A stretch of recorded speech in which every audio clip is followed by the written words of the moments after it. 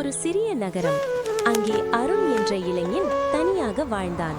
அவன் பேசுவதில்லை, புகார் சொல்வதில்லை. ஆனால் தினமும் காலை சூரியனை பார்த்து ஒரு கேள்வி மட்டும் கேட்பான்.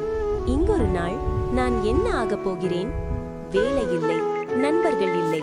ஆனால் ஒரு பழக்கம் மட்டும் இருந்தது. தினமும் ஒரு புதிய விஷயம் கற்றுக்கொள்வது.